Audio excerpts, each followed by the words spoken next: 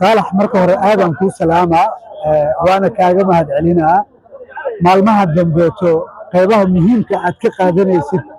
dardargelinta iyo horumarinta qaybaha kala duwan oo isboortiga Soomaaliyeed عمر محمود عبد الله عمر قدو هذا هرسات يا قرنكا عياران او ايدنا بدا horta dadka soo abaabulay او mahadcelin bismillaahi raxmaani raxiim Saalax marka hore aadan ku salaama waana kaaga mahadcelinaa maalmaha dambeeto qaybaha muhiimka aad ka qaadanaysid dardargelinta iyo horumarinta qaybaha kala duwan oo isboortiga Soomaaliyeed waana kaaga mahadcelinaa mar labaad arrintaas runtii waxaan aad iyo aad ugu faraxsanahay kulankii sanadkii afraad oo ku saabsan qabashada xuska tartamada halyeeyada kala duwanaa ee isboortiga Soomaaliyeed run ahaantii waa ugu mahadcelinaa intii soo qaban qaabisay oo uu ugu horeeyo saaxiibkay walaalkay gudoomiyaha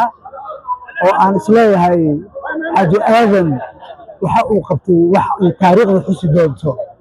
intaanoo qof oo muddo kala maqneed oo uu isu keenayna waxaan dareemi karnaa in uu qayb muhiim ah ka qaatay isdhexgalka iyo walaaltinimada inay dib isugu yimaadaan dad aan sanooyin fara badan aanan is arkin run ahaantii aniga isboortiga maba ka maqnaaninba burburkii kadib ilaa iyo hadda waaba ku dhex jiraa laakiin Saalax mi aamine xamarana joogaa dad oo is arkina jiro 30 sano 20 sano taasi waxaa kalifay is aragooda inuu qayb muhiim ah ka qaatay xaajiga aadan khayr Allah siiyo waxaan rajaynayaa insha Allah tacaala tartamada noocan oo kaleeta ah inaan badino oo tala ahaan footballka inaan ku darno ciyaaro kale oo kala duwan hadii Ilaahay yiraahdo lama badan taas waxa ugu saleynaa waxay tahay waxaa joogo ciyaartoydii hore macallimiintii hore garsoorayaashii hore kubadda cagta kubaddii kolayga basketballkii handballkii ciyaarihii kala duwanaa dabaashii marka in la xuso sanad guurada shanaad in la xuso qaybahaas in lagu kordhiyo footballka وانا كاغا mahadcelinaa mar labaad waana mahadsantihiin aniga kula laayaka macallinka 15 sano isma qaba 15 sano waa runtii waa 15 waa dirisaayn waa dadkii waliba dib u soo nooleynta sportiska aan ka wada qayb qaadan garoonkii dacaadka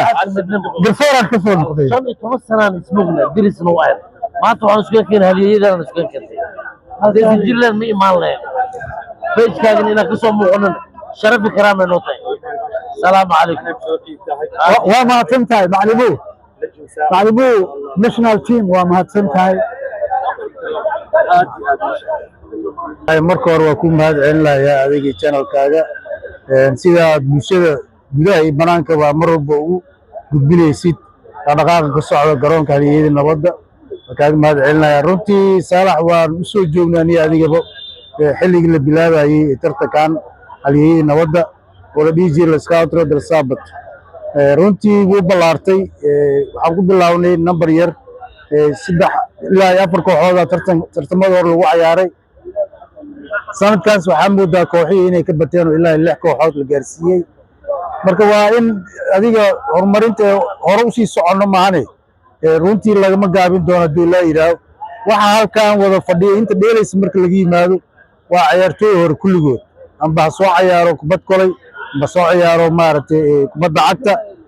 tenniska xiriirada maaragtay kubadda miiska waxa dhan ay yimaado basketballka dhammaan ku madaysan halyeeyada nabadda maaha oo kaliya kubadda cag waxa taageera marka sharaf ay noo tahay inaan ka soo qayb galo Saalax aad iyo aad u mahadsantahay horta kooxda ugu cadcad hadda oo rajadeena aad u fiican tahay galabtan ay ku xiran tahay waa kooxda Cantar Jeey oo Ammaani u ciyaaraan runtiina 3 kulan ay ciyaareen 3 kulan way soo badiyeen waa kooxan ilaa hadda dhinac la dhigin saa sheegtay 2 kooxood oo kale u soo dhawaa jira sida maaragtay kooxda ay dhabarey u ciyaaraan oo ay macalmuuse oo ayagana haddii maaragtay laga badiyo Ammaan iyo rajada ayay soo fiicnaanayso oo hadhow labadooda isku dhaman yihiin laakiin runtii rajada kooxda fiican leh waa kooxda maanta ciyaarayso waa Cantar Jeeyo oo hadday badisabo oo maaragtay ciyaarta kale haddii laga badiyo xataa ay waxba isoo kordhinaynin marka waxaan isleeyahay kooxda rajada fiican leh waa kooxda hadduu ilaahay ku roon yahay Ammaani oo Cantar Jeeyo ku ciyaaraya magacooda. bismillahi raxmaani raxiim waa mahadsantahay macalin saalax runtii dareenkayga waa dareen aad iyo aad u xiiso badan u qurxoon u macaan runtiina waxa waaye meeshaan odayaashaan soo soconay Kamaal Cabdisalaan Awoorey run ahaantii meeshaan wax ka socdo waxa waaye hawl la qiyaasi karin saa u sheegtay ciyaartoydii hore dalka kuwii dhexe kuwii dambe oo meeshaan isugu imaado is arko kuwii dibadda ka imaado oo ayaga laftigooda imaanaya meeshii oo is arkaayo waxa waaye farxadda ka muuqata wejiyadooda waa dareen aad u qurux badan waxa waaye shaqo aad iyo aad muhiim u ah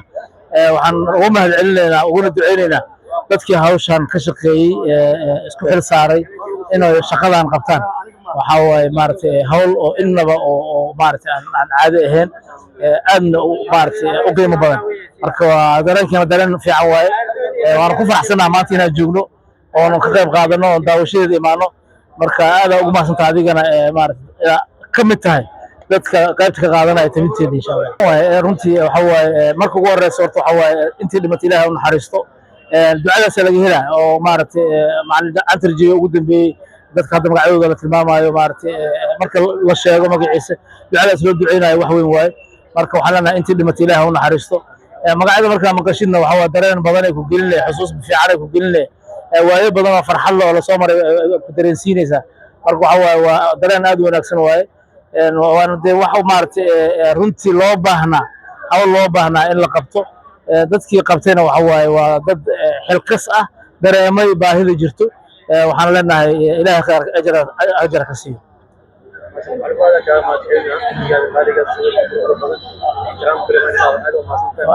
waa mahadsantahay